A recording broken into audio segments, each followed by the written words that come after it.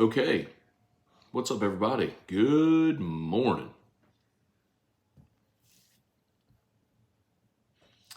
Welcome to a Saturday edition of Morning Scone, presented by Brock, the Banners Orthopedic Clinic. HUDCO Roofing, HUDCOroofing.com. Restored Motions, RestoredMotions.com, and ProCharge EV, ProChargeEV.com. All right, y'all. Hope you had a great Friday night. Hope your Saturday's off to a wonderful start. Tons of college basketball today. I do have Otters picks for you, for those that are interested in college basketball. Of great significance here, what I've got there on the thumbnail and in the headline, Austin Thomas returning to LSU. So if you're scoring at home, we had a pretty good run here. Told you LSU was targeting Blake Baker. Got him. Told you Corey Raymond and Bo Davis were in play to return to LSU. Done. Told you they were going to promote Sloan and Hankton as co-OCs. Did it. Told you Slade Nagel was going to be the tight ends coach. Yep. Told you they were talking to Austin Thomas about coming back. Got it done.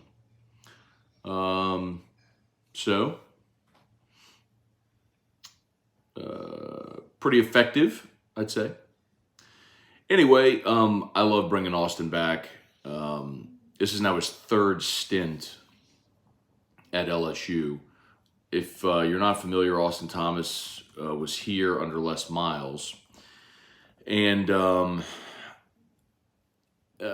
think, if I'm not mistaken, I think he was the first to be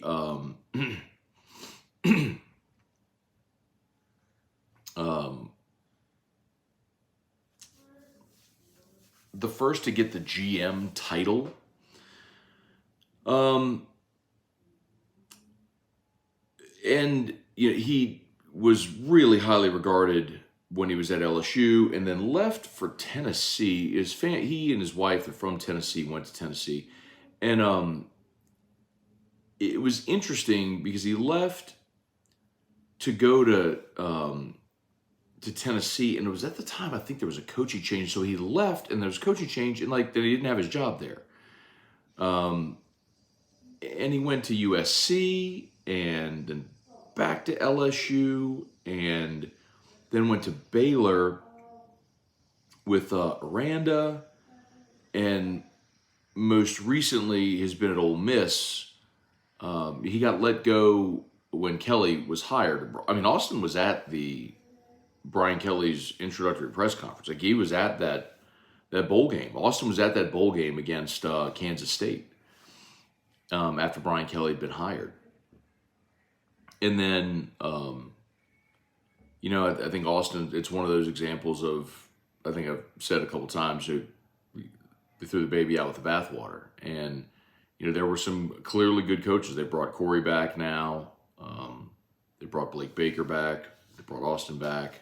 So, I think in Brian Kelly's desire to completely uproot and change the culture when he got here, there were some casualties that probably would have been better staying. I mean, the only person that stayed was Brad Davis, on field, and I'm trying to think of anybody off field. I mean, I'm sure there were others in the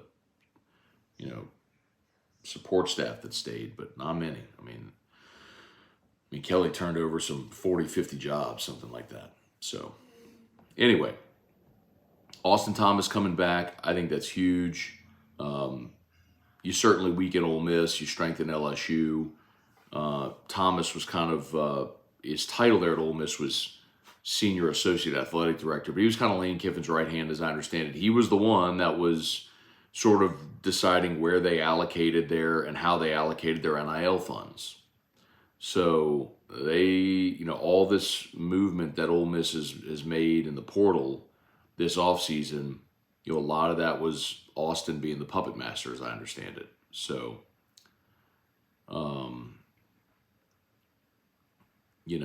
roster management, NIL, I think in his title, he was also helping organized and scheduled non-conference games. Part of the negotiation for coaches' contracts. I mean, he had a big job. It wasn't just like player personnel at Ole Miss. He had a big job. And, I remember back in 2016, Football Scoop named him the player personnel director of the year. I think it was 16 or 17. And might have been 15. Either way, it was his first stint here. And that's what Will Redmond won last year. And now Will Redmond's off to Auburn. So, if you connect the dots, and I don't know this definitively, but it sure seems like the wheels were in motion to bring Austin back, and that's why Will left. But I saw Tiger Diver said, is that why Lane Kiffin's been so salty to LSU? 100%. That's why. That's what that's about. If you're following Lane Kiffin on Twitter, he's had a lot of LSU jabs here of late. That's why. And I think I told y'all that, I don't know, 2 weeks ago. When did we start having the Austin Thomas conversation here? I mean, I was told, oddly, it was like two weeks ago, 3 weeks ago, whatever that was, when we talked about it. I mean, I was told, like, that's done. I couldn't believe people hadn't brought it up. And then it started to bubble a little bit, and then it went quiet for like 2 weeks. And then whatever day that was, I think Wednesday of this week, I got a call from a buddy at Ole Miss who said, hey, are you hearing anything about Austin Thomas? So I was like, well, I hadn't heard anything in 2 weeks. Hang on. Made a phone call, and he was on campus Wednesday interviewing. So I was like, oh, yes. As a matter of fact, it looks like Austin Thomas is coming back to LSU. So, but I think it's huge. That's a huge, get to bring Austin back. I know Austin and his family loved Baton Rouge. I'm not sure they really wanted to leave the first time. I think it was really conflicting. But anyway, so Austin Thomas coming back. That's great news for LSU. I did see Schefter, I believe it was, reported yesterday that the Falcons want to interview Cortez Hankton for their staff. Hankton, of course, is co-OC now, just got promoted at LSU. I don't know what Cortez is going to do. That becomes interesting because it really is a question for him. Do you want to be an NFL coach or do you want to be a college coach? I mean, that really is the question. Like, where do you want to be? Cortez played in the NFL for a long time, or played professional football, I should say, for a long time. Because after the NFL, he played in like the UFL or whatever. But as a coach, he has been exclusively a college football coach. Went from Dartmouth to Vanderbilt to Georgia to LSU. So he started his coaching career in 2012 because he played football through 2011. So he's 43, but basically got his coaching career started a decade later. So really the question is, if you're Cortez, do you want to be in the NFL or do you want to be in college? I mean, it really is that simple. Which do you prefer? So, and I don't know the answer. So, all right, let's say some good mornings here and see what y'all got as always. Dwayne Vincent, Kelly Presley, good morning. What are your picks for the NFL games? Yeah, I like the home teams. I do think Baltimore beats Kansas City, and I think San Francisco beats Detroit. Detroit, to me, I think, rode an awesome wave of momentum at home with a great crowd. And I think they're a really good team. But when San Francisco's at their best, I think they're really hard to beat. That feels a lot to me. This postseason feels a lot to me like 06. People have, and maybe it's just my mind because people have compared the Lions this year to the Saints of 06. And I get that. I mean, obviously the giant difference is, 80% of Detroit wasn't underwater, but I understand the on-field comparison. And it was a great story, and people were kind of pulling for the Saints, and they went to Chicago and played Rex Grossman. I mean, I was there and got crushed. So, I mean, they tried to make it a game on Reggie's, the screen pass that Reggie took 80 yards, and then Colston scored to make it close. And after that, it was just an avalanche. But anyway, I think, excuse me. I do. I like the Niners at home. I think the Niners win and cover. I think they win big. Darren Bone, good morning. Traveling back to Louisiana today so my son can have port replacement surgery Monday. Hoping for a good weekend of football. Watching with him first. Very good, Darren. Darren, I would assume you're talking about your either a medicine port or like a feeding tube port. Hope it goes great, man. We'll be praying for you and for your family. Bubba Smith, good morning. Darren Reeves, morning, Matt. Cortez Hankton interviewing for Atlanta, stinks for LSU. Just when you think you're done. Yeah, he hasn't gotten the job. That's important to note. So we'll see. Chuck Bro, guess who's back? Back again. Austin's back. Tell a friend. Raed Abdel Majid, what's going on? Good morning. Carrie, random since it's Saturday. Your favorite LSU logo and font? Why it's not Toonsis? Yeah, I saw that on Twitter that somebody made a bracket of the best LSU logos ever. I don't know, man. I love the helmet logo. I love the font of the letters and the tiger head.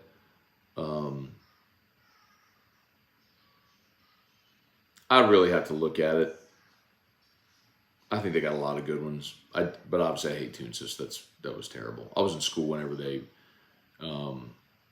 made Toonsis, and I remember they paid. I remember it was in the Reveille. They paid some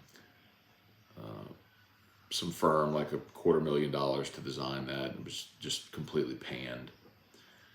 Jay Borden, Christopher Hedgeland, good morning. Chad Corville, what's going on? Good to see y'all.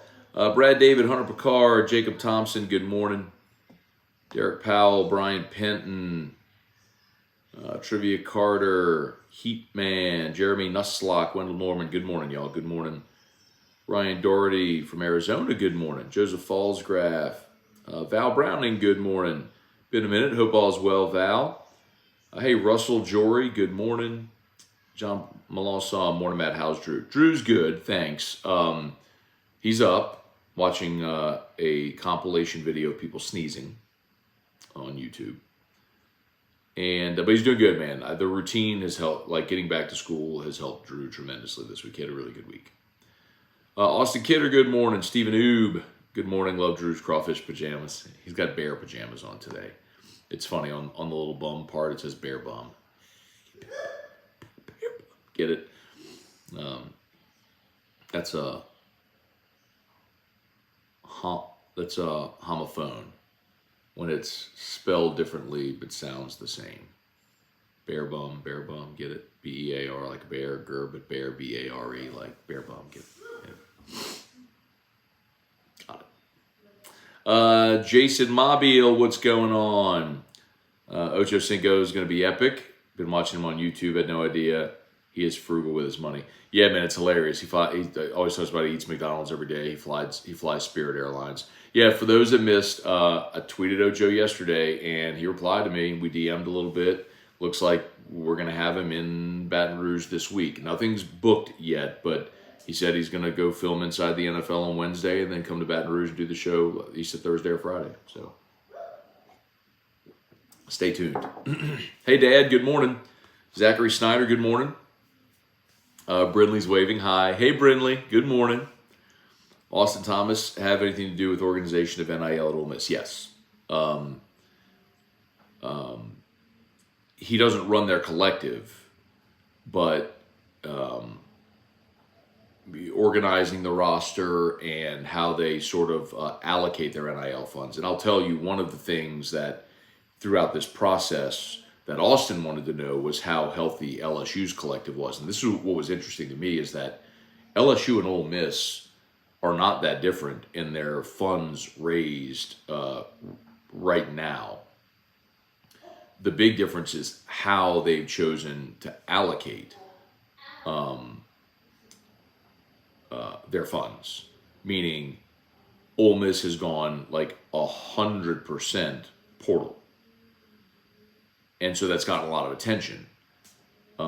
Whereas other programs might split, high school, portal, a roster retention sort of thing. Like Quinshon Judkins left Ole Miss for Ohio State. And I think the story there is, I was told his numbers, and I'd rather not say them because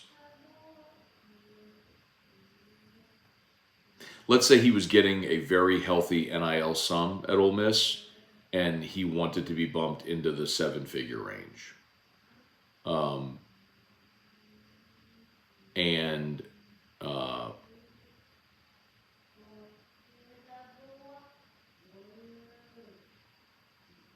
And there were some other things too, like touches per game and so on. And so they told him kick rocks. So, short draw whitetail, anything on Hankton and the Falcons? I don't have anything other than the report that you all saw that they requested an interview. Tim Gotro, Alex Barnes, Matt, Coach Smook, an Alabama YouTuber, using a clip of your show to say we're delusional. I had to go on to defend your honor. Left him with Scone Mafia, we coming. Thank you, Alex, but I don't know who Coach Smook is, nor do I care one iota.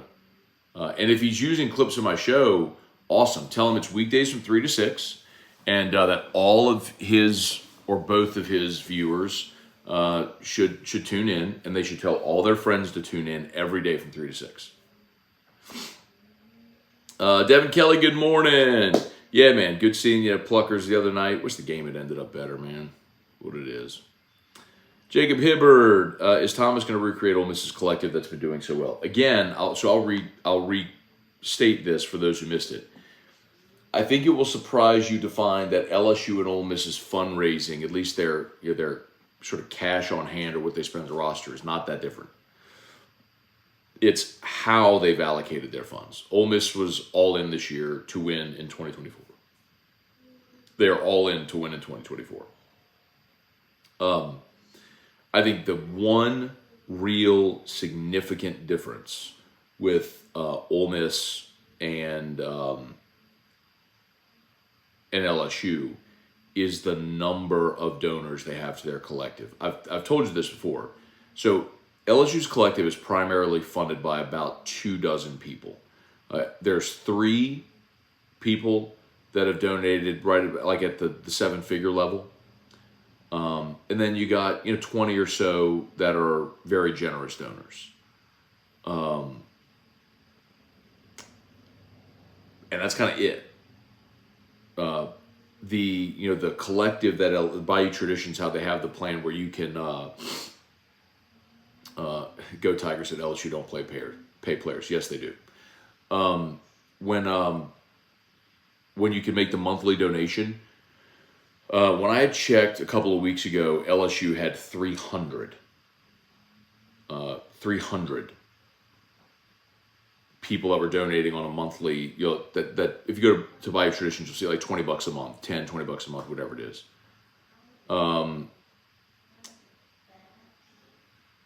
Ole Miss was at like 5,000 or 6,000. Auburn was at like 3,000. That's the big difference.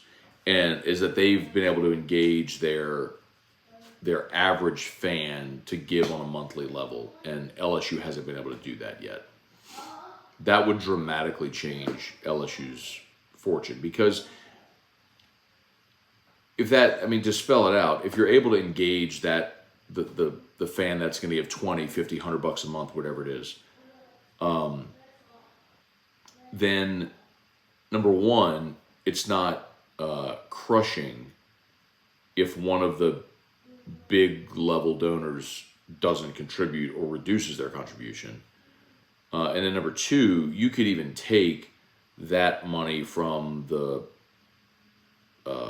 that you're getting from fans contributing, and maybe use that for all the other sports.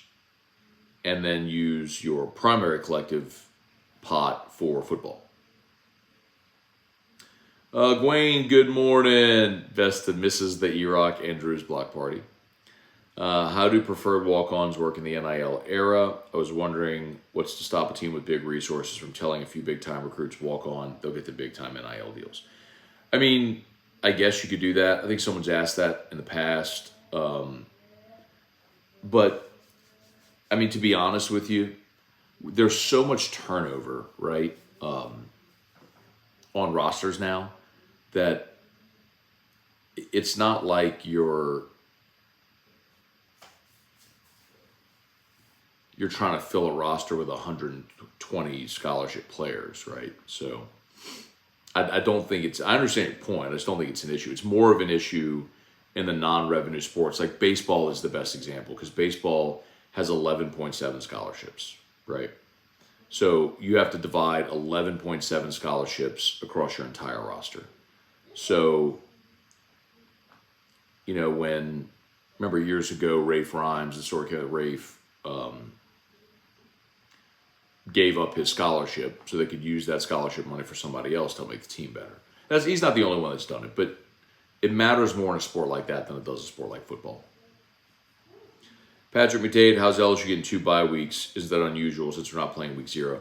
So, Patrick, it happens every so often when the calendar falls a certain way, where there's just an extra Saturday. I mean, so it's like once every 7 years. Like you'll end up with double buys. Robert Brantley, good morning. Jesse Post, morning. Matt Pels are sorry. No excuse to not score 100, especially at home.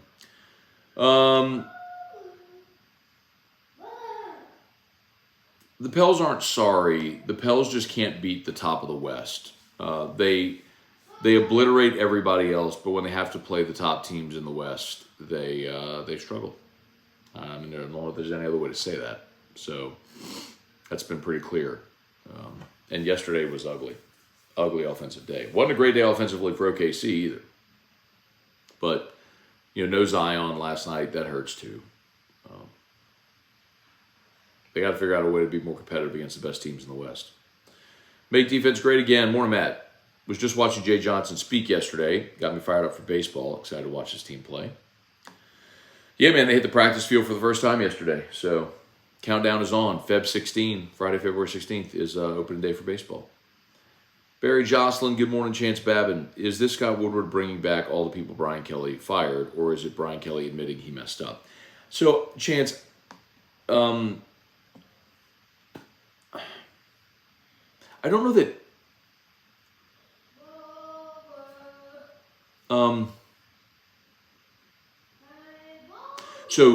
So I know this much. The decision to bring back Corey and Blake Baker and Austin Thomas, right? All 3 of them are different. So, number one, Blake Baker, remember when Brian Kelly was hired, was just a linebackers coach. He was there for 1 year. He was not a defensive coordinator, and the guy you hired was a linebackers coach. So when you let Blake Baker go, I understood it. I don't think, like, if I go back, rewind the clock 2 years, nobody was, like, up in arms that Brian Kelly let Blake Baker go, right? If we're just being honest. The 2 spots that it was, that we talked about it then, and so this isn't with the benefit of hindsight, this is, we said at the time, there were 2 spots on staff that Brian Kelly let go that were head-scratching, and it was Corey Raymond and Greg McMahon. And that pretty much bore out. Now, I think, and I told you that it was not a consensus to bring back Corey. There were people on staff and in athletic administration that wanted him back, and there were people on staff and athletic administration that wanted to go a different direction. And I think you could argue that it's circumstantial, but look at the way his contract is structured, and that kind of tells you the story.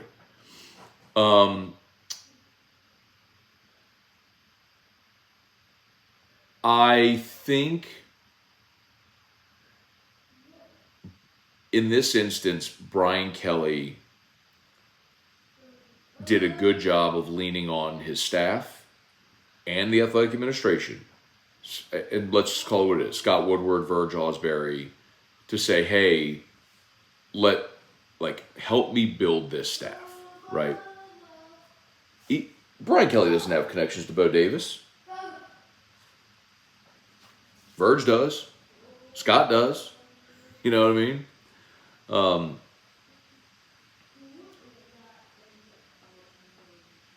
The Austin Thomas piece.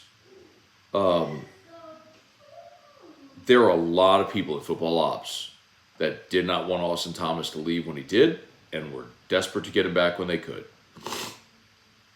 So I think a lot of that is Brian Kelly having the humility to bring back people he thinks that could help, and also the willingness to listen to people on his staff that he trusts. Baker's just a different circumstance altogether, because he wasn't a defensive coordinator whenever you let him go the first time. He was a position coach that was here for 1 year. He went and became a defensive coordinator in the SEC and did great for 2 years. So that becomes much easier, But y'all, I mean, look at the contrast in the staff today as opposed to when Brian Kelly was hired and the first staff that he put together. His approach when he got hired was very clear. He tried to blend people that knew Louisiana and people that knew him. So people that knew him, his system, his expectations, who he trusted, all that. And it made sense, right? He was coming in and trying to completely change culturally what LSU was. And it was not a wrong thing to do.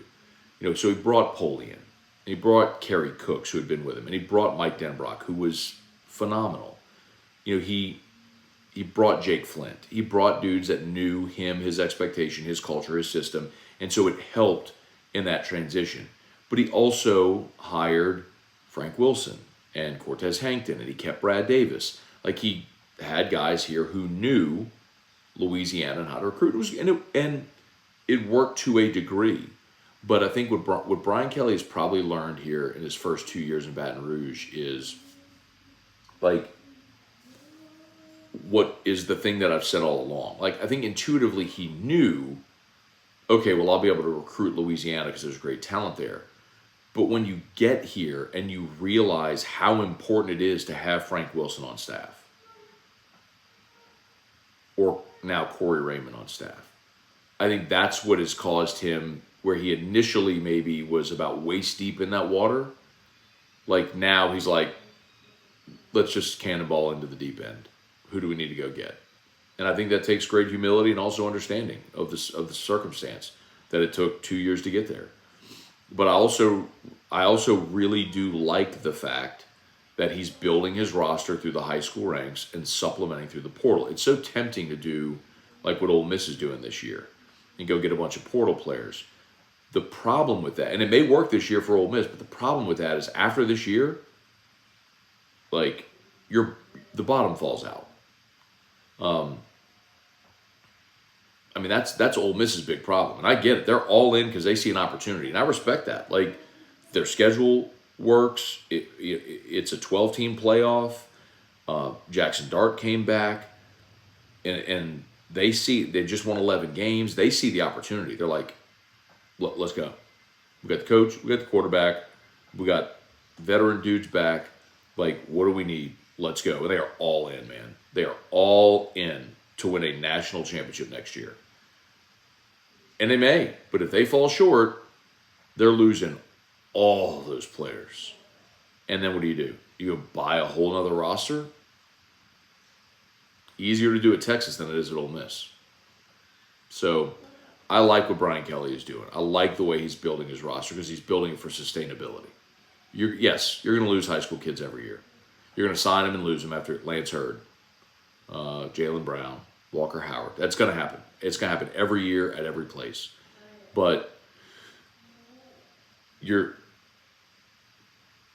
still going to be in a more stable place when you sign 25 to 30 high school kids every year and 5 to 10 portal players as opposed to reversing that. Chance, that was a long answer to your question, which was, is this Woodward bringing back all the people Kelly fired or Kelly admitting he messed up? I think it's Kelly acknowledging what he's learned about how you have to win here and relying on people both on his staff and in athletic administration to help him build the structure he needs. Gorilla, good morning. Rex, what's up? Bruce Shales, baseball season's right around the corner. I think they can figure it out at the plate as the year goes on with this pitching staff, it could be lethal. I mean, look, Bruce, I know you don't have Dylan Cruz, you don't have Trey Morgan, Gavin Dugas, but my goodness. You'll have Tommy White, you'll have Paxton Kling, you'll have Bear Jones, Brady Neal's coming back off of injury. Got some of the freshmen you brought in this class. You got some of the transfers. We'll see about Braswell. I don't know if I said Pearson, but man, I mean,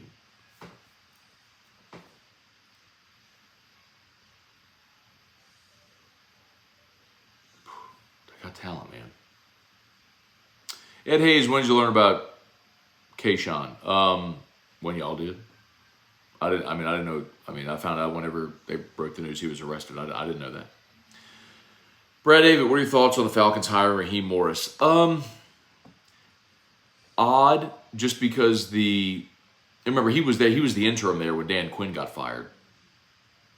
But Arthur Blank has never hired a retread. He's always hired a first-time head coach for as long as he's been the owner of the Falcons. So first time he's hired someone with head coaching experience in the NFL. And odd because he's a defensive guy, whereas so much of what's happening in the NFL right now, what's in vogue, is going for offensive-minded head coaches. Cortland, Patrick, Hunter Broadhead, Matt, good morning. Saints are doing a second interview with the Texans quarterback coach. Really excited to see where that goes. It's Gerard Johnson. I'd be down with it. I mean, he did an amazing job this year helping develop C.J. Stroud. So, Ed Hayes, Abner Neal, Tiger Diver update on the Ocho bet. Tiger Diver, I don't know if you missed it, man, but we talked about it yesterday in AFR. Ocho is good. I tweeted him yesterday. He replied within 2 minutes. We DM'd. It looks like it's going to happen this week. So he said he's shooting inside the NFL on Wednesday, and then he'll fly to Baton Rouge. And so we'll do the show either Thursday or Friday. So I'm waiting on final confirmation from him to see what he wants to do. But he's down. Greg T, morning, Matt. How'd the phone call go with the GameCoin developer this week? Really good. I actually talked yesterday as well. So there's the next Monday update on social media. You're going to get to see the platform for the first time. And I'm really excited about that. I think that'll be, what's Monday's date? It's either this Monday or next Monday. I can't remember. But you're going to get to see the platform. Which I think you're going to be really excited. Shane Big Fella, Larry Garner, Kyle DeVille. Yo, please smash the like button if you would. If you're new, subscribe up to the channel there on YouTube, Facebook. Please like the Matt Moscona page, share the post. Appreciate y'all. As always, shout out to Brock, Hudco. Actually woke up this morning. Coworker had a text from a coworker. Hey, we got water in our house. Roof was leaking. Got on the horn. Boom. Got one of our guys going out today, as a matter of fact. So Hudco Roofing. Got Hudco pinned in the chat. And of course, if you need orthopedist, Brock. After hours clinic. Nights, weekends, as an alternative to the ER. brortho.com. 6 Brock locations. That says 5, but this is a really old sign.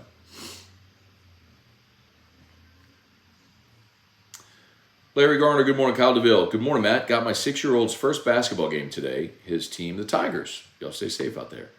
All right, man. Good luck. Cortland, let's see, first time since the formal announcement. Is this co-OC situation any different than having a passing game coordinator like what Brady was? So, I mean, Cortland, a lot of times when you go co-OCs, it's to get both guys a title, right? So they could put, it's for the reason of advancement. So that they could put OC on their resume. And offensive coordinator a lot of times is going to be heavily involved in the game plan. But Brian Kelly said it this year that their game planning is collaborative with the offensive staff. So, I think so I'm fine with all that. The biggest question is game day play calling, and that's going to be Sloan. Sloan did it in the bowl game, and he did it for one season at Louisiana Tech. But, there is a rhythm to being a play caller. And, I think the world of Joe Sloan.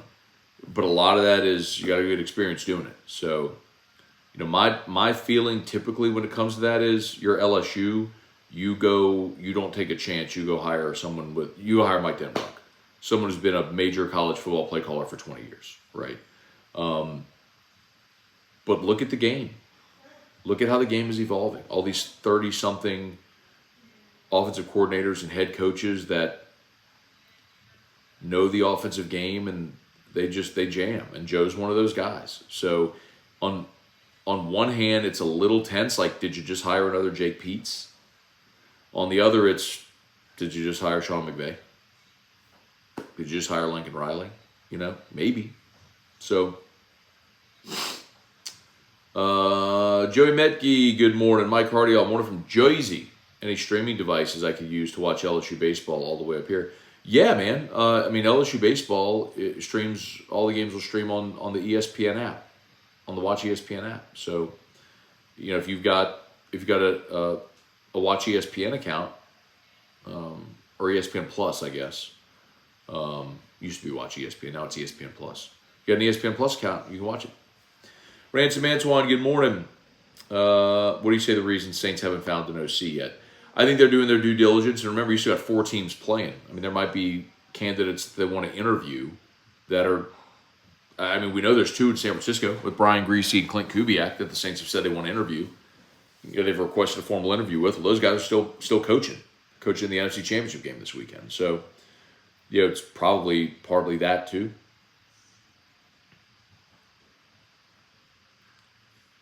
Joel Cunningham, Kayshawn was underage, making an average of 22 bets a day. Hard to defend that. It's crazy. Go Tigers. You should send the Gordon Jet to go get Ocho. Chip in 32, is LSU going to get booty blasted by the NCAA? Kayshawn. I don't know, man. I don't know how that would come back to LSU. It's very different, I think, if, when, there have been some scandals throughout sports where players or officials were tanking games. I think it would be different if there was a collaborative decision that, like, LSU was tanking games. If Kayshawn was just betting games, I think that will more reflect on him. I had a buddy this week who's a sports agent tell me, well, his NFL career is over. Like, no, the guy's an NFL agent. He said no NFL team will touch him after this. So sad, man. Young guy with a ton of talent who's made a lot of bad decisions. Cortland Matt, how happy are you that Michigan is hiring more and people can now shut up about the innocent comment you made? Well, actually, Cortland, all it did was it caused me to re-engage on that. You know what I'm hearing a lot is, I thought Brian Kelly was going to Michigan. I never said Brian Kelly was going to Michigan. I said, if they offered him the job, I think he would take it. And I have no idea whatsoever if Brian Kelly would have any interest in Michigan. I'm sorry. I had no idea whatsoever if Michigan had any interest in Brian Kelly. But people just misconstrued what I said, man. It happens. It's why the internet can be a shady place. You got to be really careful. And I thought I was being pretty deliberate with the way that I answered that, but it was a hypothetical. It got presented without any context and incomplete. And it annoys me, but it's one of those things where, because I know intellectually that there are people 20 years from now who go, just like how a lot of y'all, LSU fans, LSU fans, still talk about Herb Street in '07 with Les Miles. Now, he went on College Game Day and reported that Les was going to Michigan. I didn't report that Brian Kelly was going to Michigan. I gave an opinion that if Michigan offered him the job, I thought he'd take it. And I believe that. I'm not backing off that at all. I do believe that. If Michigan had offered Brian Kelly their job, I believe he would have taken it. But that's a big difference between reporting that Brian Kelly's taking the job and giving an opinion to a hypothetical. But they didn't offer him the job. They targeted Sherrone Moore and promoted from within. Okay. Clayton Knight, what's up? Roll Tide 99. 3 out of the 4 playoff coaches are gone from this past season. Will this become a new norm or just simply an outlier? Yeah, that's a good question. And I do believe it's an outlier. Like, 1, Saban retired, and 2, Alabama hired Kalen DeBoer from another playoff spot. And then Jim Harbaugh was just itching to get back to the NFL. He'd been interviewing for NFL jobs like the past 3 years. So, I mean, look at... unless if you have a coach that's going to retire or coaches that are dying to jump to the NFL, you're not going to see coaches that have their teams in the playoff leaving. Like, Kalen DeBoer left Washington for Alabama because Alabama is one of the best jobs in college football, and Washington is not. He had to move heaven and earth to get Washington into the playoff this year. Like, he's inheriting an Alabama program that's been the standard of college football for 2 decades. So, like, Texas, Sarkisian's back, obviously. He's not going anywhere. Now, I will say this, though, to your question. Keep in mind, next year you're talking about a 12-team playoff. So you could very likely see more movement among coaches that get into a 12-team playoff because you're going to have a G5 representative. So whoever the coach is of the G5 team that gets into the playoff, could they leave their G5 school for a real program? Yes. Could let's say Drinkwitz gets Missouri into the playoff. If Drinkwitz gets Missouri into the playoff, could a top 10 job come open and they go target Drink? Sure, that could happen. But if you're talking about like the top 4, I think that's more of an outlier.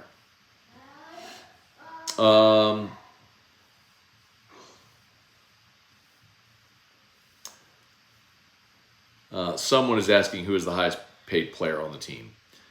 On the LSU team? Ooh, I lost my spot. Hang on. Man. There we go.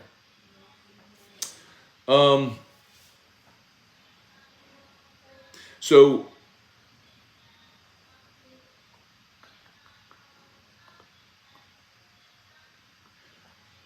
I'm hesitating because I don't know yet for 2024. This year, I think y'all would be really surprised if you knew what Jaden Daniels got to come back this year. The first digit was a 1. Now, nobody knew he was going to win the Heisman Trophy, obviously. But, Kelly's first year here, they took the Saban approach. And everybody on the team, every scholarship player got the same amount from the collective. So this was the 22 season. Do you remember they did the whole football team went and did an appearance at the food bank? That was their deliverable. The entire team went to the food bank, and that was their deliverable for their NIL money from the collective. And everybody got the same thing. Now, you could go do additional deals to make NIL money on your own, but that was from the collective. This year, 23, they said, all right, it's going to be more merit-based. So like Jaden, Will Campbell, Harold Perkins, they got more than, the freshman backup offensive lineman, whatever. I said that not meaning Lance Hurd, because I know what Lance Hurd got too when he signed.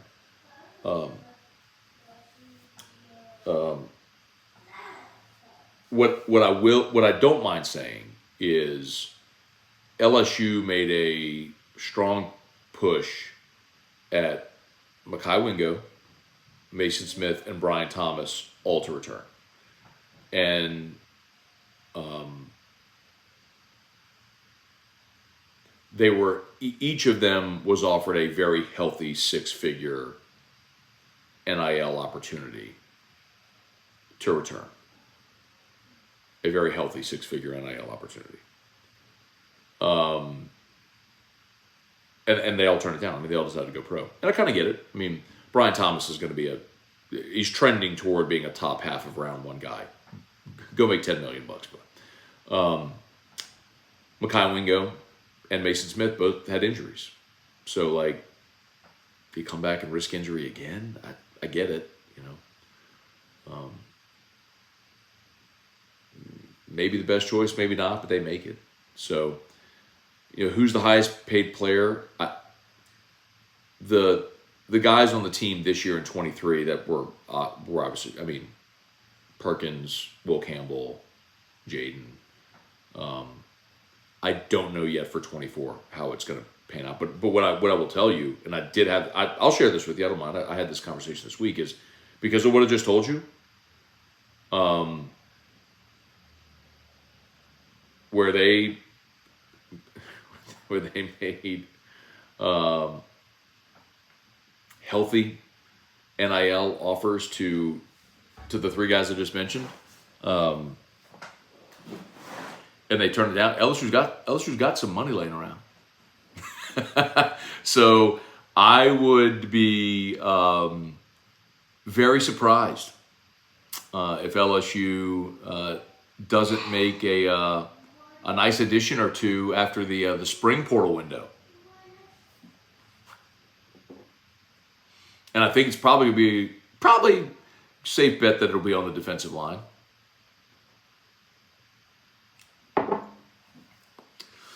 Bo, good first parade out here in Slidell. Okay. Hoping the rain holds off. Damon Gilmore, good morning. Mike Cardell Hayes found guilty this morning. Will Smith, again, so the retrial, he was guilty again. Good. Can't believe they had to go through that again. Zachary Snyder saw LSU post, I think last week, about walk-on tryouts. Comment section didn't disappoint.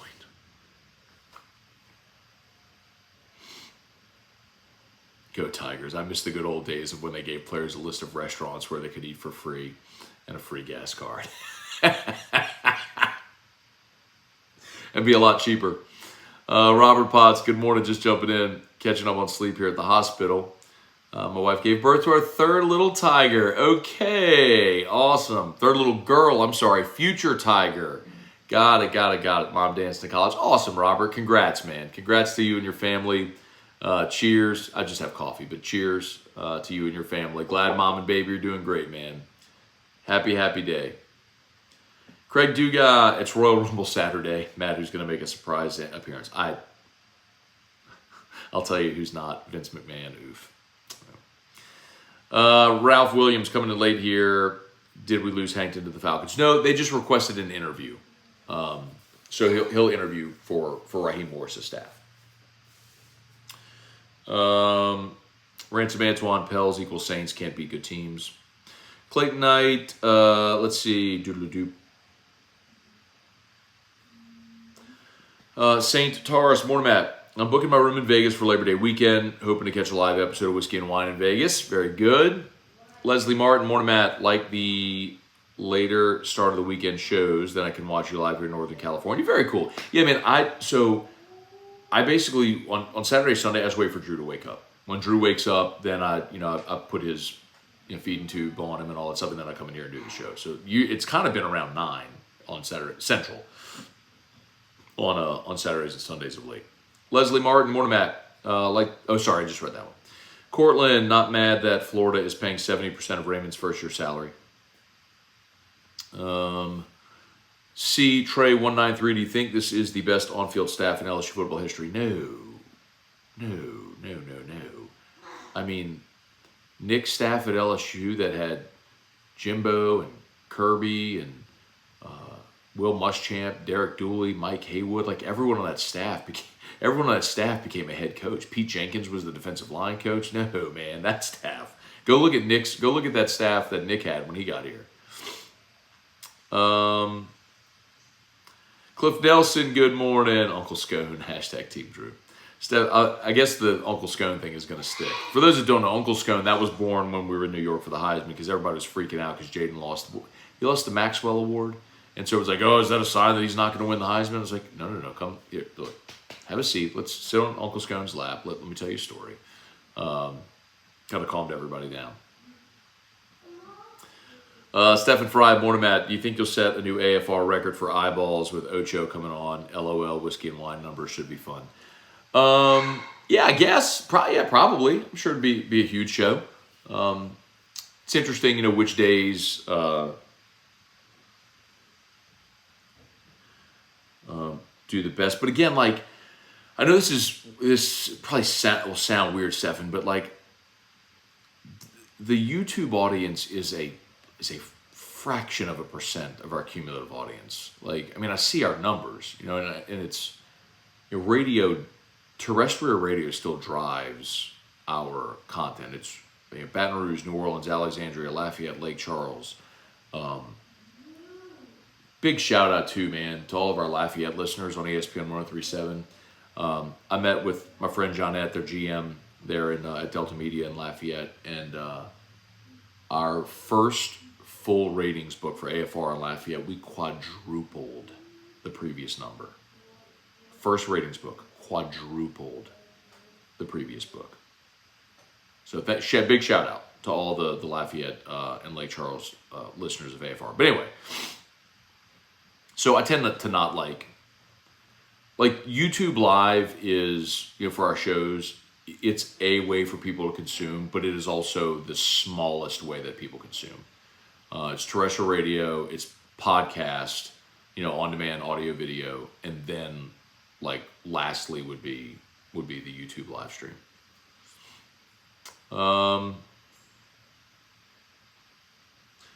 Go Tigers. Do conference championship games go away with extra playoff games? Absolutely not. There's too much money tied into them.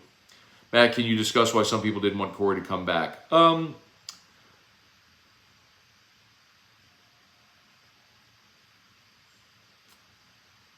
Some people made the argument that a lot of fans did that his defense, secondaries had slipped the past few years. They looked at the numbers. So of course, I've debunked that because it's just dumb.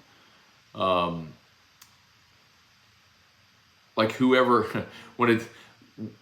Bo Pelini's defense was bad in 2020, how many people were saying, man, you got to fire Corey Raymond?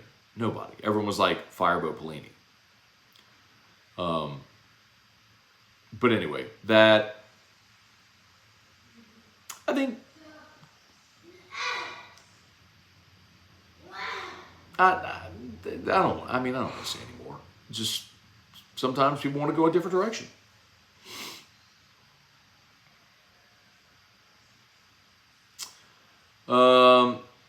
Let's see. Dugas, Beloso, Cruz can't be replaced. Dugas and Beloso, from a veteran leadership standpoint, I'm with you. But every LSU championship team has those guys. Cruz, I'm with you. Like, Cruz was the Golden Spikes Award winner. Like, he's the best player in baseball. Like, you don't have one guy that will be Dylan Cruz, of course.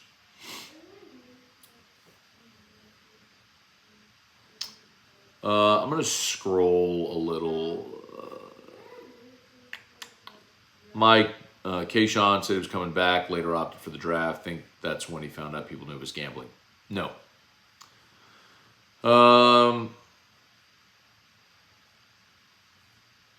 Lane's hunting for the 2024 Natty like it's the key for him getting out of Oxford. I think either way next year. I'll make this prediction. I think this is Lane Kiffin's last year at Ole Miss. I think they'll have a really good year, and every year some top 10 job comes open, and I think because he's proven he could do it at Ole Miss, he'll get one of those jobs. That may be. I mean, I've told y'all before. It was pretty well known he was not happy with LSU and Florida. He didn't even get a sniff from LSU or Florida when LSU hired BK and Florida hired Napier. Lane did not get an interview for either of those jobs. I think that would change now, and Florida may be open next year. If Napier falls flat on his face again, they may fire Billy and hire Lane. That wouldn't surprise me. Cliff, sorry if I'm late. Is LSU losing Hankton to the Falcons? Don't know yet. They just requested an interview. Abner Neal, Matt, play the Hudco jingle. You know what, Abner Neal? Ask and you shall receive.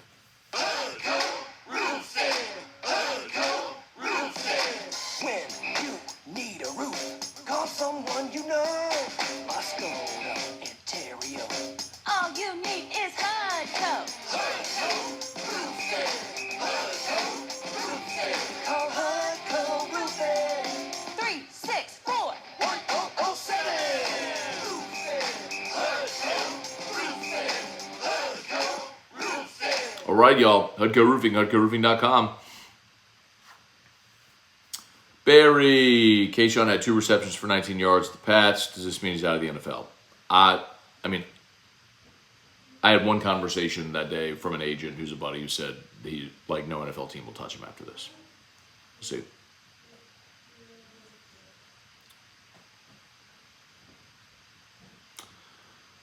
Vaughn, morning crew of Mutes Parade plus 10K and 15K in downtown Baton Rouge. I hope they have separate routes.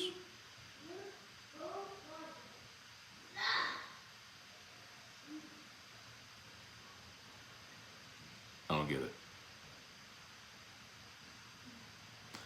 Cortland, you had to keep Sloan on staff. It's worth the risk, in my opinion. Cortland, yeah, I'm good with it, man. I said, you are taking a risk in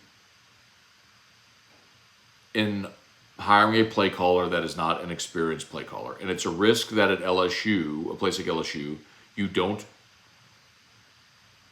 generally need to take.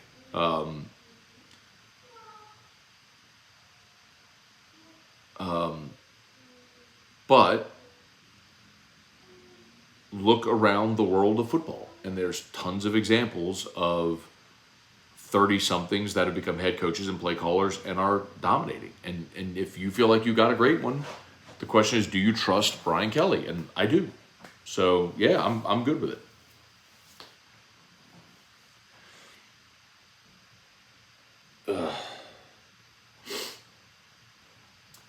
Taylor, maybe that explains some of the wide open drops Kayshawn had.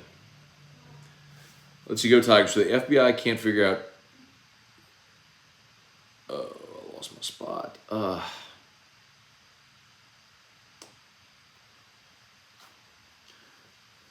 Who brought cocaine to the White House but goes after kids gambling?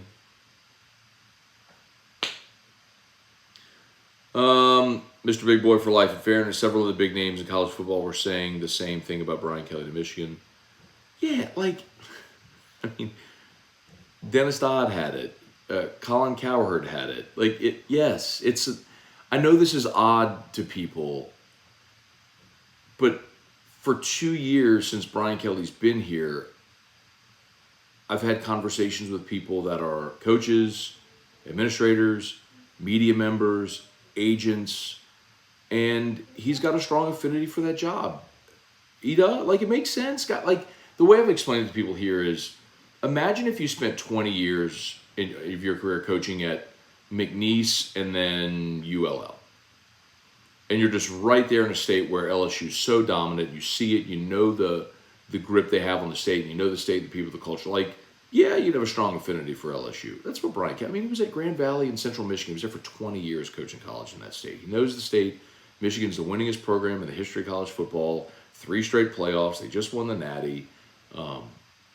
Yeah, it makes sense, man. Like, so yeah, if they had offered him the job, that was my point. Like, I know he had strong affinity. I know he had a strong affinity for that job. If they had offered him the job, I believe he would have taken it. I'm not backing off of that, but that's my opinion. But I also clarified very, very clearly that I had no idea whatsoever if Michigan had any interest in Brian Kelly. I also didn't know at the time if Jim Harbaugh was leaving. So anyway, it's just really strange how that thing got twisted into that I was predicting it, which was never the case. Anyway, whatever. Onward.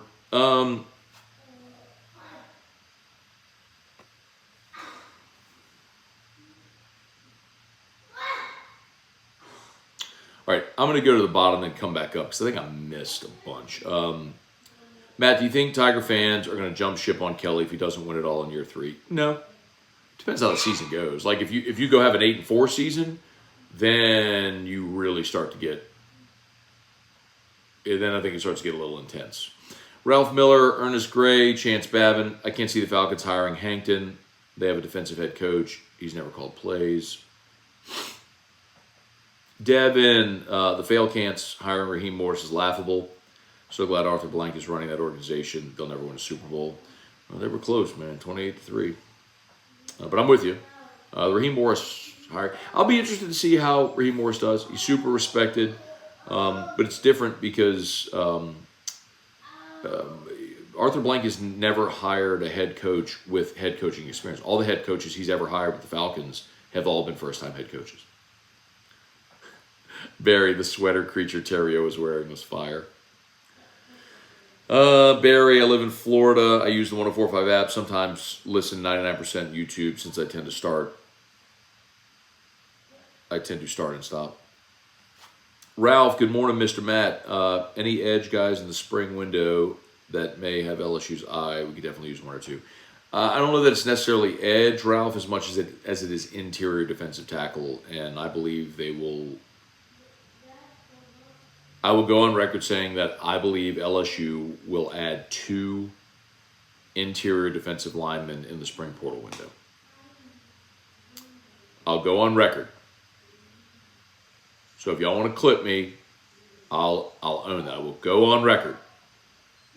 I think LSU will add 2 interior defensive linemen in the spring portal window.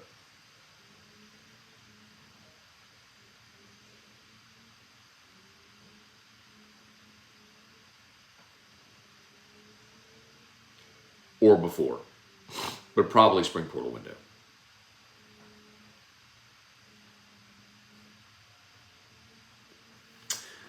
Brambo, Lane's probably headed to Gainesville. Could.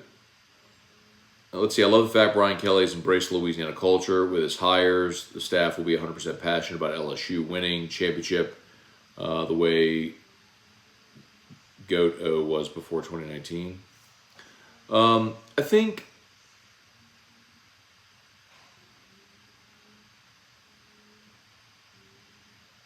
I do respect, I said a bit ago, I do respect it from Kelly's standpoint to acknowledge where he was deficient and to go to the people here to say, okay, help me build a staff. And look, I did this exercise on AFR, but I'll do it here. Joe Sloan, 9 years at Louisiana Tech, now entering his 3rd year at LSU. Cortez Hankton from New Orleans. Frank Wilson from New Orleans, coached at McNeese, now LSU for the 2nd time. Brad Davis from Baton Rouge. Slade Nagel from Lake Charles, coached at McNeese, Tulane, and was at LSU in 2009 as well. Blake Baker spent a year at LSU. Bo Davis played at LSU. Corey Raymond played at LSU. Both played and coached at LSU.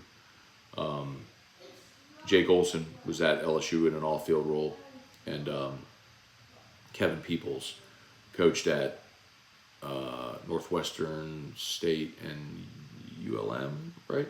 And my point is, all 10 assistants on staff are from Louisiana, played at LSU, or coached in Louisiana, or some combination thereof. All 10. State 99, morning, Matt. How many players do you think are added in spring? How many are told to leave? Well,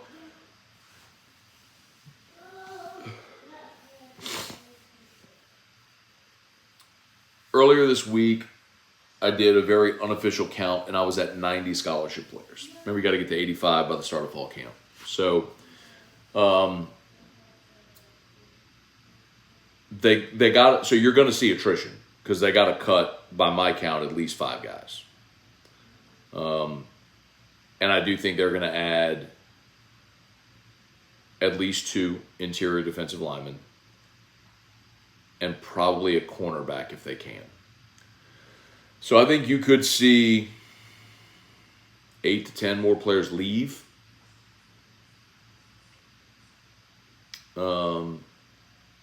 Maybe 3 to 5 added. Something like that. Rough math.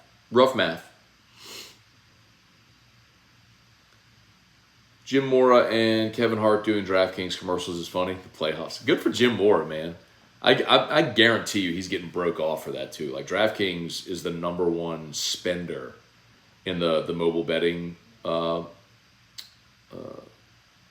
competition sort of thing. And DraftKings is spending the most. So they got Kevin Hart and Jim Mora. They're both getting broke off to do that. Marcus Oob, good morning. Son's first birthday party today. Wife has been up for 24 hours. Coffee running morning scale. There you go, Marcus. Y'all have a good day, man.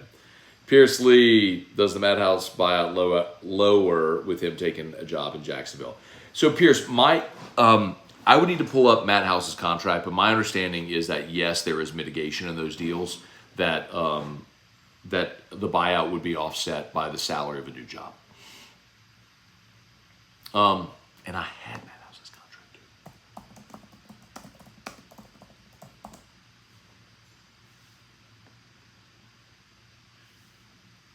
Let's see, here's his term sheet.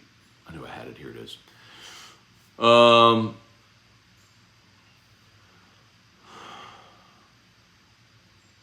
Yeah, here you go. If new employment via contract, so this is when he was fired without cause, which he was. If he gets a job, if new employment is via contract, LSU shall reduce future payments by the greater of the average annual compensation of the new employment, the specific annual compensation due for given year's correspondence to this agreement. So yes, the short answer to your question, I'm looking at the term sheet right now. Yes, the short answer is yes. By whatever Jacksonville is paying him, that his buyout at LSU will be reduced by that amount. Morning, Matt, getting in late. Yeah, a lot of people asking about Hankton. Don't know. I don't know. I just know he's interviewing. I saw what y'all saw that he's interviewing. Don't know. Alan Black, good morning. Jake Renard, Matt, do you feel bringing back Thomas? He could do similar things for our collective that he did for Ole Miss. Yeah. Now keep in mind, Austin Thomas wasn't the fundraiser. Austin was the guy that was helping build the roster and was determining, how they would allocate their funds. The biggest thing for LSU's collective right now is continuing to organize in a way that allows them to promote themselves and grow. I just think the average LSU fan does not even know what Bayou Traditions is. Doesn't know it exists. What they do, how they fundraise. And it's because LSU hasn't put together that structure. So keep in mind, the collective does operate independently of the university. Like, it's not under the university's umbrella. And I know they're trying to do that. I know they would like to do that in some capacity, but the legalities of that are what's very vague. And so in the meantime, the collective's been in this weird limbo state where you don't really have people whose full-time job is run this collective. And that's the problem. Like, the people that are doing it, in many respects, are kind of volunteering. Which, as important as this is, like, you need people who are dedicated every day. Like, they wake up in the morning and think, how do we go raise money for this collective? They don't have that right now. So when you hear me say they need to get organized, that's what I'm talking about.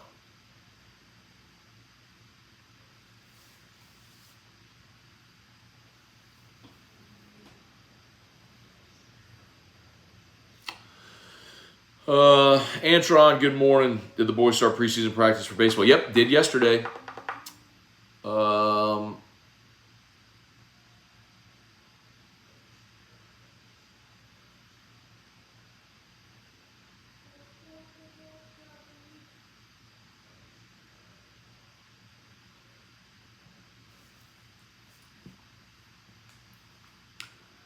Oh, Vaughn, the crew of mutts. I thought they said crew of mutes. I'm like, what are you talking about? So I get what you're saying. So there's a lot of dogs downtown. You might want to watch out for landmines with the dogs. I got it. Understood. Uncle Hoodat, what's up? Catching the show late. Want to drop a line, say hello. Hope you're doing fine. Remember, Uncle Hoodat loves you. Stay classy. Thank you, man. Appreciate you for jumping in here. Ernest Gray, y'all, please smash the like button if you haven't done so yet. Look, we have 322 live, only 98 likes. Do me a favor, just take a quick second. Hit the like button, hit the thumbs up, and if you're new, please subscribe up to the channel. Appreciate y'all. Let's see, Ernest Gray, do you think LSU can win the Natty this year? Yes, I do. I mean, they're not going to be the betting favorite, but they're one of the top, 5 or 6 odds on favorites. I think the question is, like, you'll have a great offensive line. I think you're going to have an awesome offense again. Your 4 of your 5 starters on the offensive line are back. I think you're really talented at running back. Losing Neighbors and Thomas is huge, but I think LSU still has insane talent at receiver. Getting Thomas and Daniels out of the portal at receiver is huge. Plus, you've stockpiled talent. You've got Kyron Lacey back, Chris Hilton, Aaron Anderson, Shelton Sampson. I mean, you are loaded at receiver.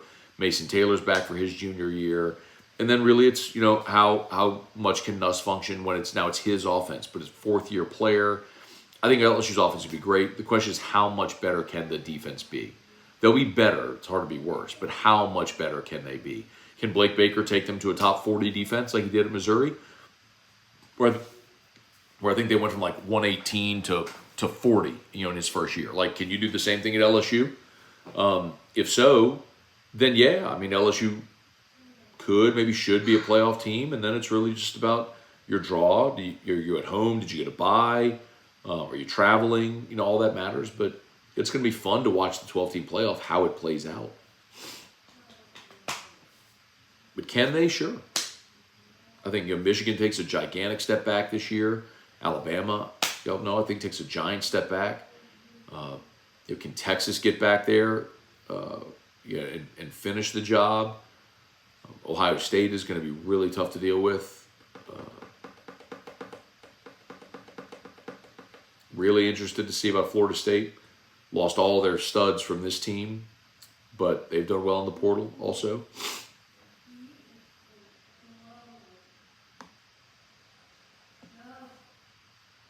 Brambo, I think it's totally fair to expect Brian Kelly to win 10 regular season games. Frankly, I believe he should go undefeated at home like he did last season. Yes, I understand LSU plays Ole Miss and Bama. And Oklahoma and UCLA. Hell of a home schedule this year. Ernest Gray, I think our defense will be top 20 this year. I disagree with you, Ernest. There is no reason at all to believe that. Literally none. I mean, that is nothing but you being a gigantic homer. Come on, man. You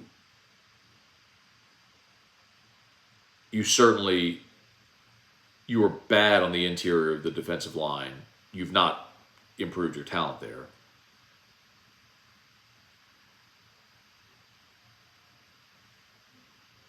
You don't have an elite edge rusher. You haven't fixed any of the levels of your defense. With talent-wise, I think you'll be coached better and they'll play better. But to say they're going to be top 20, brother, come on. Come on. Ernest said, we have coaches now who understand our players, but you don't have good players. That's your problem. Like, you need to go dramatically improve your talent defensively. Mike says Bo Davis' son transferring to LSU. I don't know, Mike. I don't know. For those that missed, I know that was one of the key. I don't think many people talked about it, but I told you all that from the beginning. That was the thing I think that really caused Bo Davis to re-engage. Because if you remember, the LSU was really deep in the conversation with Bo. I don't think he did not want to leave Texas. And ultimately, he made the decision to stay, and then they re-engaged and got the deal done because the money was negligible. The difference in the money was negligible. It was, I think, the opportunity to be closer to his son who plays at Southeastern was the thing that caused it to re-engage. And then I won't be surprised. I don't know. Again, I'm answering your question honestly. I do not know if Bo Davis' son is going to transfer to LSU. If he did, I would have to believe it would be just as a walk-on. But that would not surprise me if that was in the works. Jared Weems, Jay Johnson has me fired up for baseball. You should be, man. Jay's great. He's got another loaded gun this year. Let's see. I'm not expecting the championship in football this year. I would like to see us at least in the Final Four teams. At least in the Final Four. Stephen, I mean, if you're a top 10 team, let's say you're 8th in the country. I mean, you're in the playoff hosting a first round game.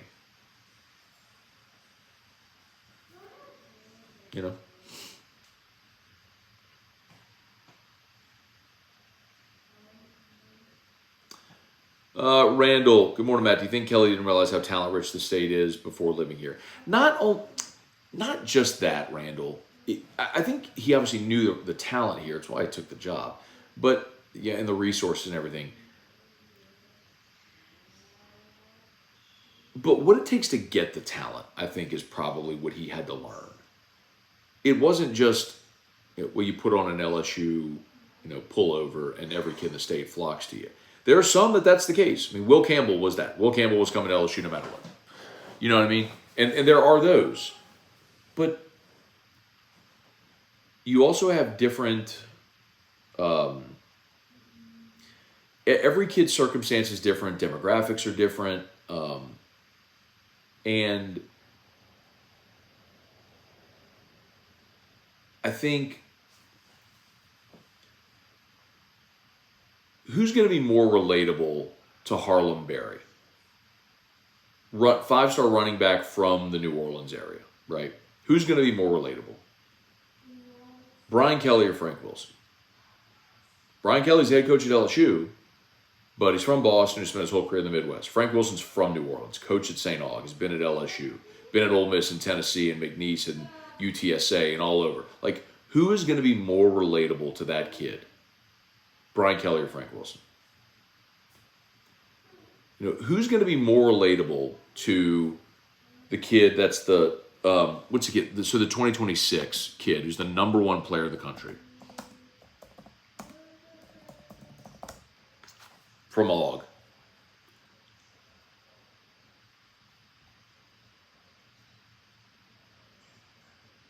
Jakeem Stewart. Defensive tackle. The number one player in the 247 composite for 2026. So just finishing up his high school sophomore year. Defensive tackle from St. Aug in New Orleans. Who's going to be more relatable? Bo Davis, who played at LSU, and Frank Wilson, who coached or who went to St. Aug, or Brian Kelly? Come on. Like, that's what I think Brian Kelly has realized. It's not where is the talent. It's, okay, the talent's here. How do you keep the talent in the state? And by the way, they did a great job of it this year. They did. I mean, they got 12 of the top 14 in the state this year. And the one guy you wanted that you missed was Wardell Mack, the cornerback out of New Orleans. If you had Corey Raymond on staff, he'd be an LSU Tiger.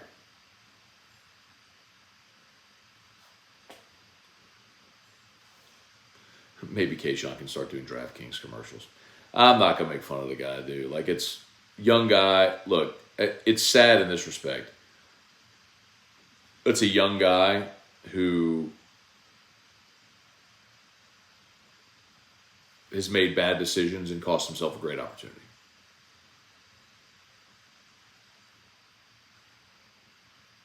I can see, there's a question from Hill. Is Hankton going to Atlanta? Is Cortez going to Atlanta is going to be the new, any update on Corey Raymond? I don't know. I have no idea if Cortez Hankton's going to Atlanta. They requested an interview. I have no idea anything beyond that. Randall Offreg, morning, Matt. Do you think Kelly didn't realize? Oh, sorry, I read that one. Juan, good morning. Thoughts on Penn's new venture, ESPN Bets? How's it going? It's better than Barstool. Not a knock on Barstool. But that did not move the needle the way they thought it would. Obviously, partnering with ESPN is just a different beast. Reaper 08, do you think beating Bama will have the same significance now after Saban left? In the immediate short term, yes. And any time that's what it takes to get you to your goal. But like beating Bama in 2007 and 2010, 2011 felt different than when you beat them in 03. You know, winning there in 01. Rank your needs for the Saints this offseason. New head coach, new quarterback. Seriously, though, offensive line is number one.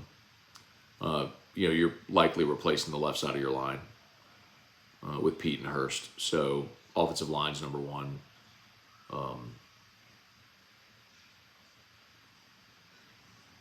I think you got to find a pass rusher. And you got aging guys on defense. Cam's aging, Tyron's aging, Demario Davis is aging. You got to start to plan for the inevitability of those older guys being done.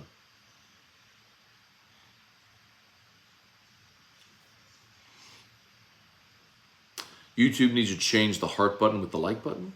Or are you on mobile? So if you're on mobile, all you gotta do is X out of the live chat, hit the thumbs up, then hit the live chat again. The comments come right back. Stephen Walzak, morning Scone, with Amazon green lighting of LSU NIL docu-series, does LSU maintain any creative control to avoid NCAA issues?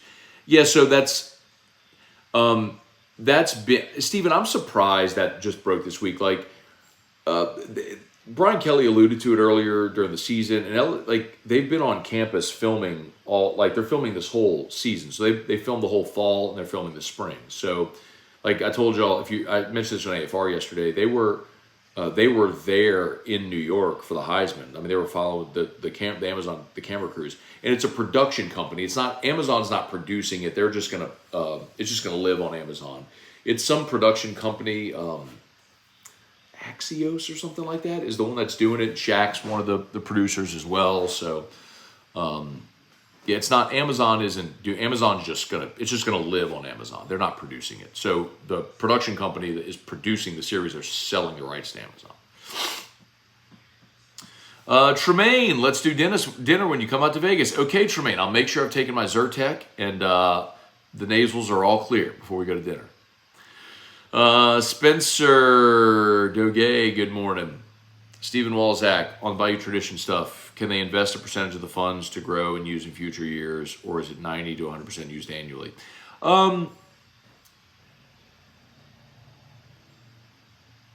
It's a good question. Almost like an endowment, right? But they are nowhere near enough money raised to be able to think about how they invest that money to grow it for future use.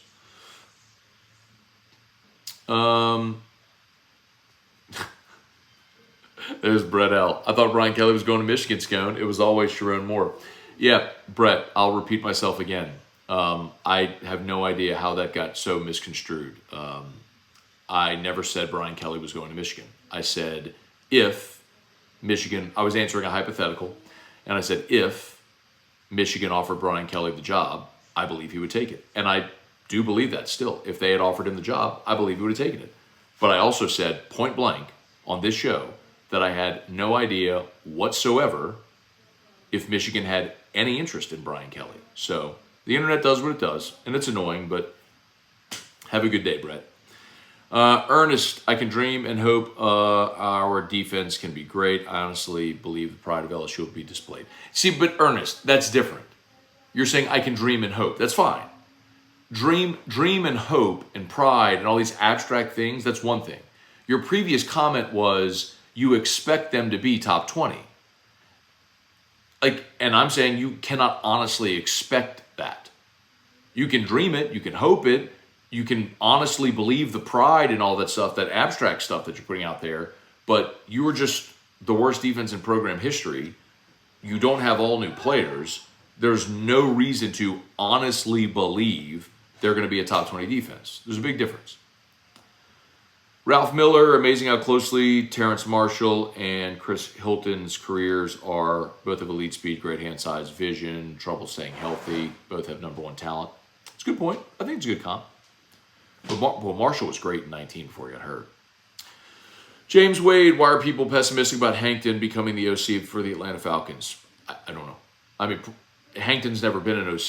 He's never called plays. I mean, I think that's a big part of the reason, I would assume. But I don't know that people are being pessimistic.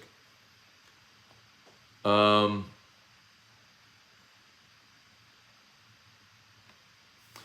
Tigers. Brian Kelly supposed to close the deal with family in the living room. Not exactly. It's funny It's funny to me how much people think they know that they don't. Have you noticed how much trouble Brian Kelly has? We laugh about it on AFR. How much trouble he has remembering names of his players. Have you noticed that? He's not closing every player in every living room.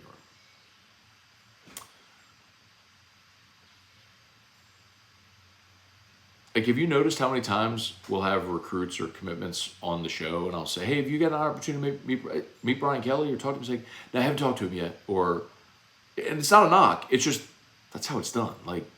A lot of times you have a primary recruiter. You meet the head coach, but it's not like the head coach isn't spending gobs of time flying around the country, going to every single recruit's living room with all the players that you recruit. That's why you have a staff that delegates. So no, the head coach doesn't close the deal in the living room with every recruit. That's a fallacy. Louisiana's 3 of the top 10 ranked players in the country for 2026. They got 3 of the top 5 in the country for 2026. It's incredible.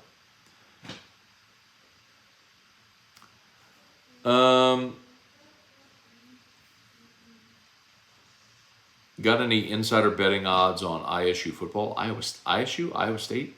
Not really.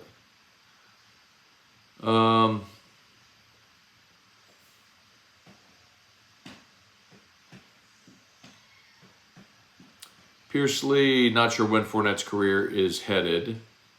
I'd love to see him active in Jakeem Stewart's recruitment, Matthew as well. Spencer, if Hankton would hypothetically go to Atlanta, who in your opinion would be a good option to replace him? I don't know. I've given that literally zero thought. Sorry. I'll make some calls today, and y'all can ask me again tomorrow. But honestly, I have no idea if Hankton is going to get the Atlanta job. If he, I have literally nothing to offer other than I saw what y'all saw that Atlanta requested an interview.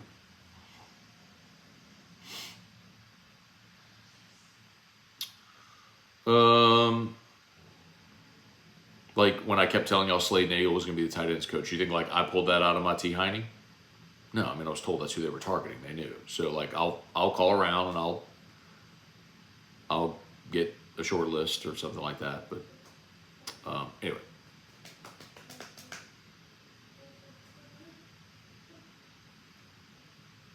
Tara Walker, random thought. Let's see. Whoops.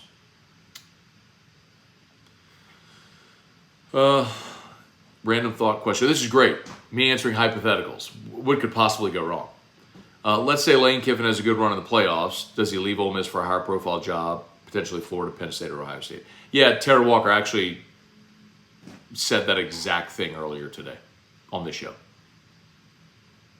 So yes, I think he would absolutely be a candidate for a top 10 caliber job if Ole Miss has the type of season they expect. Like, I think after this year, the bottom falls out at Ole Miss because they're going to lose a ton of their talent, and I think there's a really good chance with that Lane Kiffin would leave. Yes, I do think so.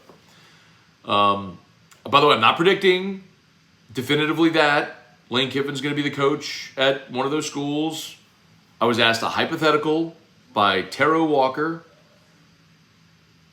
I answered his hypothetical with a hypothetical answer given the very limited amount of information we have, hypothetically, because that's what we do. It's Morning Scone. We talk, we have conversation. These aren't predictions. They're not bold statements. It's not breaking news. I was asked a hypothetical that I answered with qualifiers. Anyway.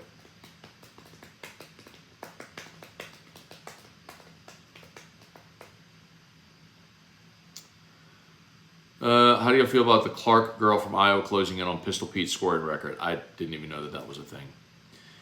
Tremaine, you're untrollable, Matt. I must concede, but I'm serious about that. It is hard to troll a troll, Tremaine.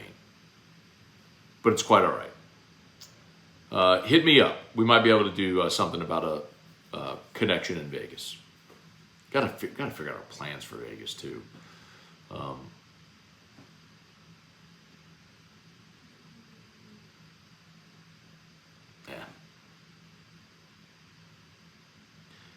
Kiffin always choked with the big jobs. I ain't worried about Kiffin. Yeah, he was a young guy and clearly has learned a tremendous amount because he's got a program like Ole Miss to where they're winning the most games they ever had in the history of their program. Like, the dude's a great coach. It's amazing that, at 45 or whatever Kiffin is now, you might actually be more prepared to be a coach than you were when you were 32 getting an NFL head coaching job.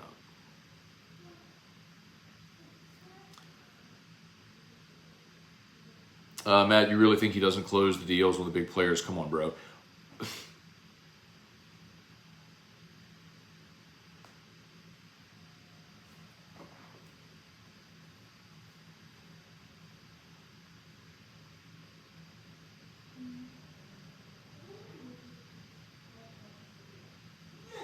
Why do you even ask me questions? Why do you come here? Why do you come here? Why do you come here and ask me questions? I don't get, I'll never understand this. This is one thing about my job that I don't understand.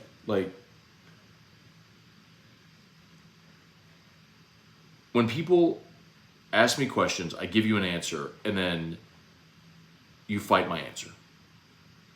I'm sorry, I don't know what you do for a living. I don't know. You know what I do for a living every day? I wake up and I cover primarily this football team. I talk to coaches, administrators, players' parents, former players, current players, boosters, donors, administrators, agents, all day. Done it for nearly 20 years. High school coaches, but I'm sure you're right. You got it for sure. Next time I'll ask you the question so you can give me the info because I'm sure you got it.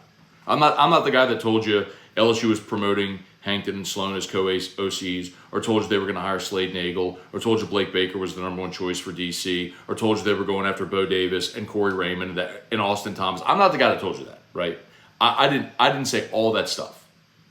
From now on, what I'm going to do is I'm going to come to your show and ask you all the questions so you can tell me.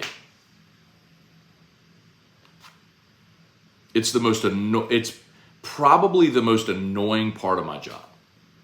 When fans ask me questions, I give you an answer, and then you fight my answer. Then why? You didn't really want me to answer anything. You just wanted to tell me your opinion. Well, I don't care about your opinion. I don't. It's not to say your opinion's not valid, you're not sure, but I'm giving you information, not opinions. If you don't want to leave, go. But don't ask me a question, I give you an answer, and then you poop on my answer. You want to have a conversation like hypotheticals and opinions, so that's fine.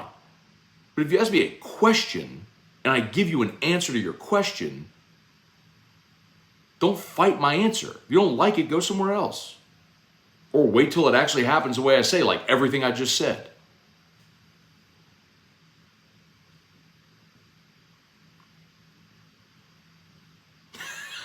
said, Matt, you paused long enough for them to clip your hypothetical answer. That's not true. Clayton, are you doing the bourbon raffle this year? I need to buy some tickets. Yes. So, as far as I know, that this is the final bourbon raffle of the year. S&P right there on Nicholson, across from Tigerland. They're doing their bourbon raffle, their whiskey raffle, and we're actually doing it this year at Fred's. So I'm excited about that, man. I hadn't been to Fred's. I've been to Fred's in a couple of years, but we spent a lot of days at Fred's back in the day. Fred's loves you. Fred's was one of the first sponsors of AFR too. But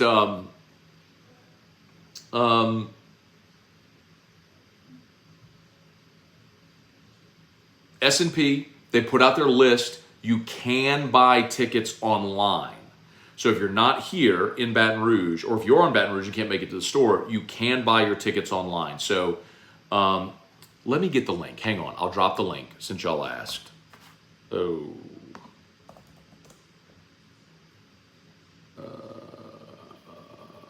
Hang on. I'm going to get the link for you real quick, and I'll post it.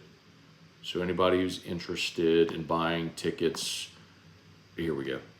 If you're a whiskey person or know someone who is, and the reason, so this is the how many years have they done this? I don't know, but here you go. Shout out to my guy KP.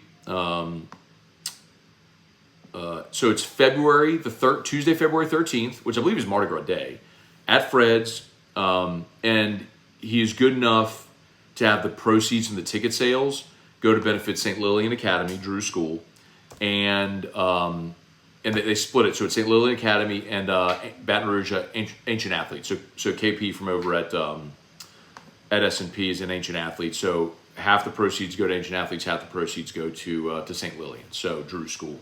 So if you love whiskey or don't or know somebody does, please share that link so we can try to sell as many tickets as possible. So we still got, I think it'll be 2 weeks from Tuesday, so a little more than 2 weeks out.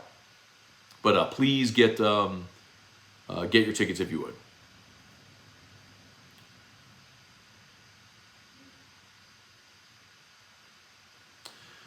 Richie B, surprised nobody's brought up Ocho coming to Baton Rouge, Scone bringing in high profile guests. We talked about it earlier in the show. I mean, I've been on now for, been doing this for like 2 hours now, hour 37. Clayton, you're going to start drinking early. Colby, I come because I love your show. I think your takes are almost 95% accurate. I don't know what percentage, but there's also a difference between a take and giving you information. A take is, I think San Francisco beats Detroit and covers. That's a take. Slade Nagel's going to be the tight ends coach is me giving you information. But I understand your point. I'm just clarifying.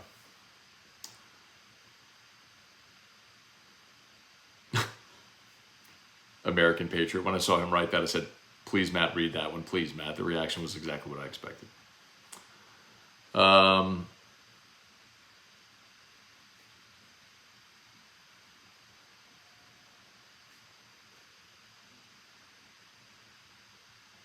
What's the obsession with asking about Hankton? It's not like he's the head coach.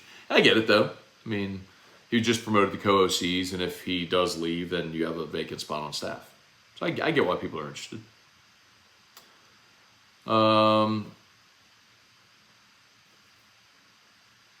James Green, hey Matt, I am an LSU fan in Oklahoma. I recently found the channel and love it. Hoping to get down there and watch LSU take down the Sooners. Very cool, James. Thanks for being here, man. Appreciate you. Charles, how do you think Oklahoma and Texas will do in the SEC? Well, Texas, I think, is definitely poised to come in and have a good year. I mean, they won in Tuscaloosa last year. They're getting a ton back from a team that was in the playoffs. If you heard Gordon McKernan this week on AFR, he told us that he had a conversation with one of the high-ups in the Texas collective. I was told last year that the roster that Texas had that just made the playoff, they spent about $13 million in NIL on that roster. And the thought was they were trying to maybe scale that back to about 10 million. But Gordon told us on air when he was in studio with me on Wednesday or Thursday, whatever day it was, that Thursday, that he's that they're actually thinking it's going to be more like $14 million at Texas this year. So Texas is spending. They were in the playoff. They're established head coach. You got Quinn Ewers coming back. I think Texas is going to be fine. Oklahoma, I'm not convinced on Brent Venables. Had a really rough year one. Nice bounce back this year, but Dylan Gabriel transferred to Oregon, so they got to figure out quarterback again. I think Oklahoma could have a bumpy transition. But then again, back in 2012, we all thought A&M would be the team that would have the football success, and Missouri would have the basketball success. And it kind of flipped. Missouri made it to back-to-back SEC championship games when they came into the league. Now I know in 12, A&M had Johnny Manziel, but after that 12 season, that was it for them. Matt, what's your thoughts on the LSU baseball schedule this year? It's the SEC. I love that you get Tennessee on the schedule. That's going to be fun, although that's there.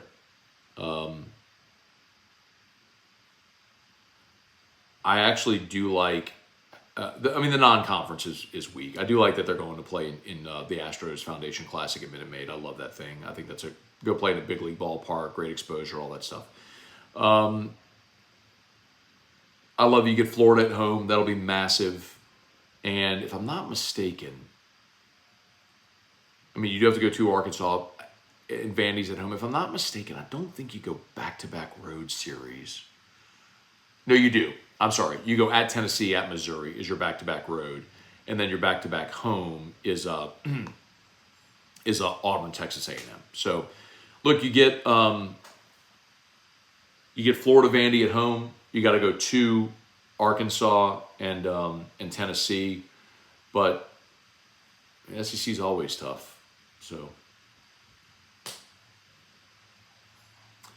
Colby.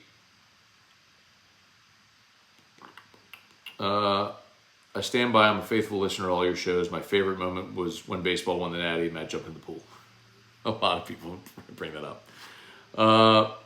Big homie Ja TV. What's LSU's plan at defensive tackle? Great coaching staff. I think we need some acquisitions. Yeah, man.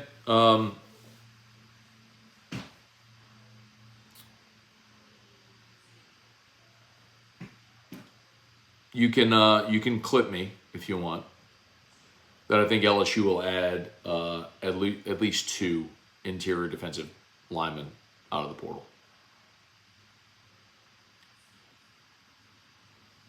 I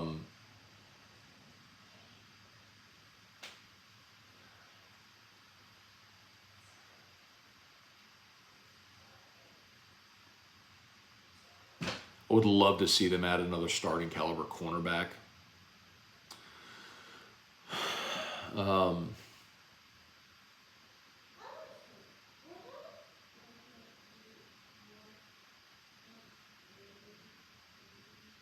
Maybe a linebacker. I think you could use someone at every level of your defense. When you were that bad, I don't think you should take anything for granted. Nick Saban's podium Coke is going to hit the transfer portal. That's funny. Those are funny. All the Bama portal stuff is funny. Okay, we're done. Thanks for being here. If you're on YouTube, please smash that like button and subscribe up to the channel. If you're new to Facebook, please like the Matt Scone page, share the post. Shout out to Brock. Hudco, you need an orthopedist. After hours clinic is open at Brock. Alternative to the ER. Hudco Roofing. If with all this rain you've had any roof issues, let us help you out. Hudco Roofing, HudcoRoofing.com. Okay, y'all have a great day. Enjoy. Oh, Otter. Oh, Florida just tipped. Florida, here's your picks from Otter. Basketball. Florida just tipped. We have Florida -8. So if you want to live bet it, Florida -8. Missouri +6. Iowa State -4. Florida State +6. Oklahoma -3. Oklahoma State -4. Miami -4. So that's 1, 2, 3, 4. That's 7 bets. Florida, Missouri, Iowa State, Florida State, Oklahoma, Oklahoma State, Miami, and remember by the half point inside of 8. All right, y'all have an awesome day. Peace.